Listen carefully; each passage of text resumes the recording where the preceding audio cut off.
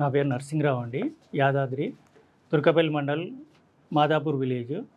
నేను కొత్తపల్లి సతీష్ కుమారు బాధితుడిని.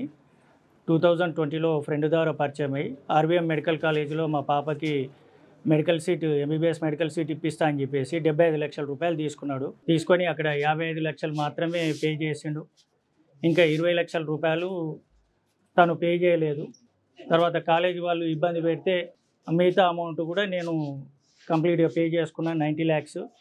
మాకు అందులో 90 లక్షలు మాట్లాడి 75 లక్షలే అని చెప్పేసి 75 తీసుకొని 25 లక్షలు తను వాడుకొని తన సొంత అవసరాలకు వాడుకొని 55 లక్షల రూపాయలు మాత్రమే కాలేజీలో పే చేసిండు. తర్వాత అంతేకాకుండా ఎన్నో రకాలుగా కూడా తను సోషల్ యాక్టివిటీస్ చేస్తున్నా అని చెప్పేసి ఎన్నో రకాలుగా వాడుకున్నాడు. తర్వాత వాళ్ళ భార్యకు కూడా నా దగ్గర ఫ్రీగా మా హాస్పిటల్లో ఫ్రీగా ఆపరేషన్ చేయించుకున్నాడు.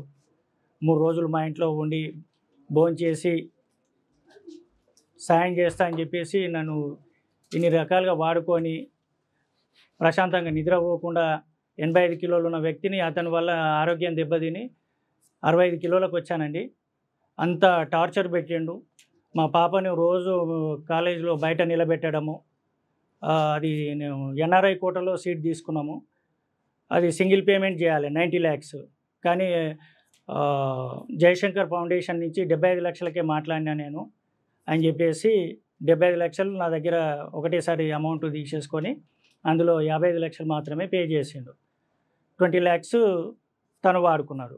అది కేసు కూడా పెట్టాము. అరెస్ట్ వారెంట్ ఇష్యూ అయింది. అది కోర్టులో నడుస్తున్నది.